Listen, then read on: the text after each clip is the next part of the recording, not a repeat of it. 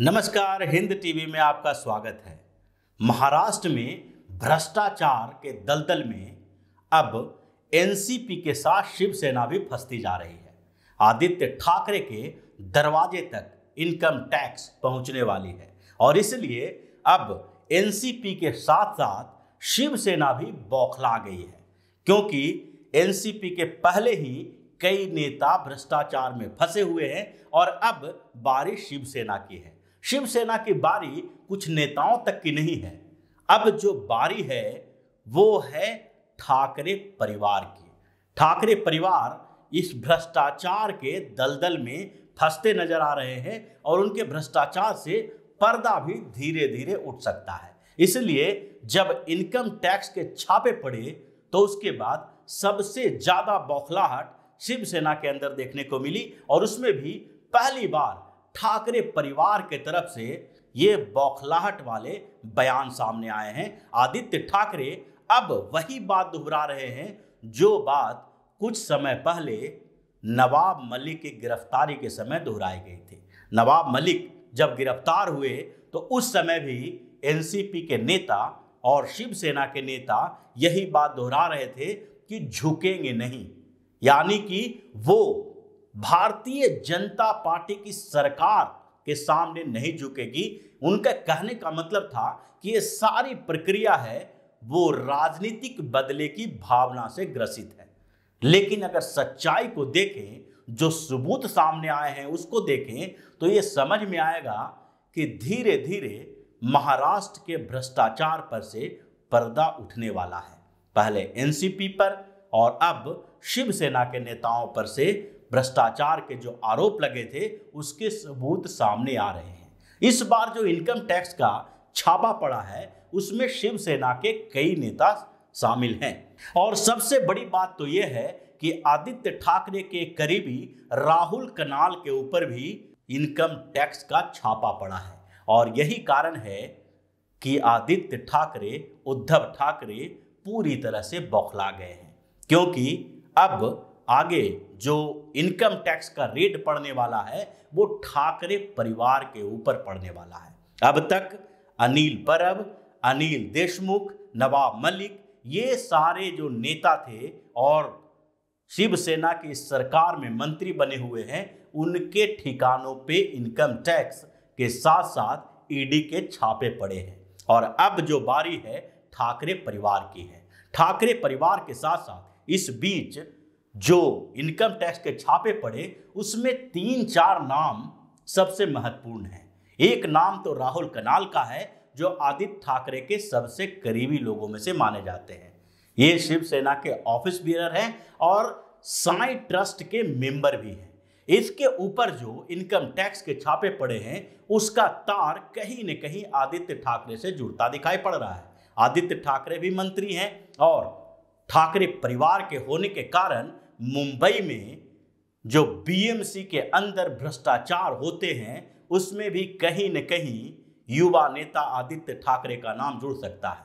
और सबसे ज्यादा डर इसी बात का है कि जैसे ही इनकम टैक्स के छापे के बाद राहुल के खिलाफ जो सबूत मिलेंगे उसके बाद पूछताछ की कार्रवाई शुरू होगी और उस पूछताछ में जो नाम धीरे धीरे सामने आएंगे उसमें हो सकता है कि ठाकरे का भी नाम सामने आए और इसी वजह से वो अभी से ही इस बात को उभार रहे हैं कि शिवसेना के ऊपर जो कार्रवाई हो रही है, जांच एजेंसियां जो काम कर रही है वो केंद्र सरकार के इशारों पे कर रही है।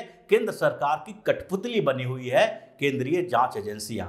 इनके अलावा जो राहुल के ऊपर छापा पड़ा है उसके साथ साथ अगर दूसरे नेताओं की बात देखें तो भी वो कहीं न कहीं शिवसेना नेता आदित्य ठाकरे और उद्धव ठाकरे से संबंधित है। जो दूसरा सबसे महत्वपूर्ण व्यक्ति पे छापा पड़ा है वो है सदानंद कदम।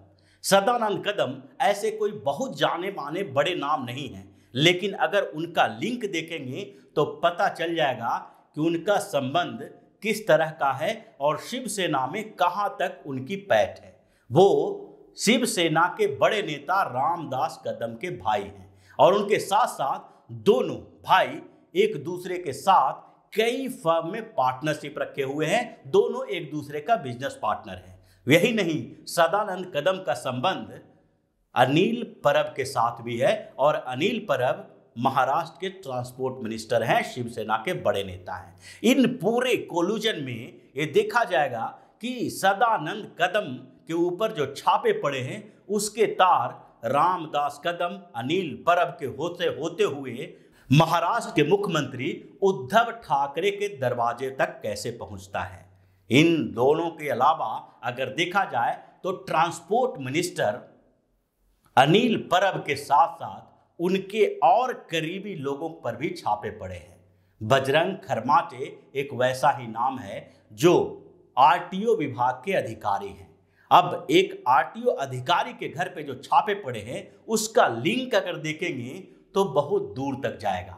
आरटीओ अधिकारी का संबंध अनिल परब से है और अनिल परब अनिल देशमुख के साथ जुड़े होने के कारण इनकी जांच पहले ही हुई थी, पूछताछ भी हुई थी इनसे, जब अनिल देशमुख के ऊपर वसूली का आरोप लगा था। अनिल देशमुख के ऊपर जब मुंबई के पूर्व पुलिस कमिश्नर परमवीर सिंह ने 100 करोड़ रुपया वसूल करने का आरोप लगाया था तो उस समय शिवसेना के बड़े नेता अनिल परब के ऊपर भी आरोप लगा था। यह बताया जा रहा था कि अनिल देशमुख तो एनसीपी के हैं और गृह मंत्री भी हैं, तो ऐसे में 100 करोड़ रुपए के बंदरबाट के लिए शिवसेना का भी कोई नेता उनके साथ होना चाहिए।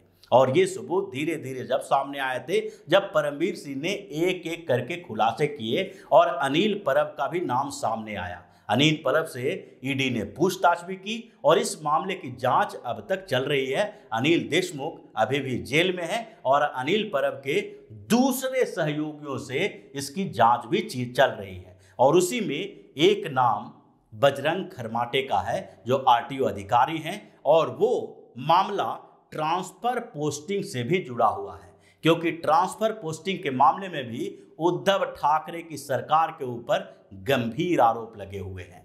इसमें इस बात का खुलासा अभी तक होना बाकी है कि जो महाराष्ट्र में ट्रांसफर पोस्टिंग का रैकेट चल रहा था उसमें कितने करोड़ रुपए लेकर किसी की ट्रांसफर और पोस्टिंग की जाती थी। आईपीएस और आईएएस अधिकारियों के ट्रांसफर पोस्टिंग के अलावा मुंबई के अंदर ही सिर्फ पुलिस वालों के ट्रांसफर से भी पैसे लिए जाते थे और इस बात का भी खुलासा होना अभी तक बाकी है। तो यही वजह है कि इनकम टैक्स के जब छापे पड़ते हैं तो उसके बाद महाराष्ट्र की सियासत में खलबली मचने लगती है। और महाराष्ट्र में जो दो बड़ी पार्टियां हैं जो सरकार में शामिल है, उन दोनों बड़ी पार्टियों की बौखलाहट सबसे ज्यादा सामने आती है। अगर देखा जाए तो महाराष्ट्र में 3 पार्टियों की सरकार है, कांग्रेस भी उसमें शामिल है, एनसीपी और शिवसेना भी शामिल है। लेकिन पिछले 2.5 सालों में जितनी भी बड़ी कार्रवाई हुई है वो कार्रवाई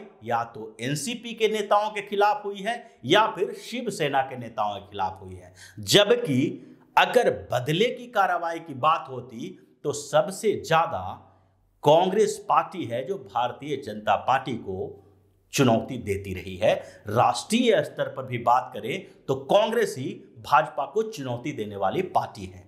और ऐसे में अगर राजनीतिक बदले के लिए महाराष्ट्र में ऐसा कार्रवाई की जाती तो उसके लिए कांग्रेस के नेताओं को टारगेट किया जाता। लेकिन अब तक जितने बड़े बड़े नेताओं के खिलाफ कार्रवाई हुई है उसमें सबसे ज्यादा एनसीपी और शिवसेना के हैं। एनसीपी के तत्कालीन गृह मंत्री अनिल देशमुख के खिलाफ कार्रवाई हुई और उसके बाद अब एक और दूसरे मंत्री नवाब मलिक जेल के अंदर हैं। अब उसके अलावा अगर शिवसेना के नेताओं की बात की जाए तो उसमें भी संजय राउत के साथ साथ अनिल परब अभी सामने आए हैं। और दूसरे स्तर पर देखा जाए तो अब उदित ठाकरे और साथ साथ उद्धव ठाकरे के खिलाफ भी कार्रवाई होने की बारी है। तो इस पूरे प्रकरण में अब ऐसा लगता है कि एनसीपी के शरद पवार के दरवाजे से घूमते हुए अब ईडी और इनकम टैक्स की टीम उद्धव ठाकरे और आदित्य ठाकरे के दरवाजे पर पहुंचने वाली है।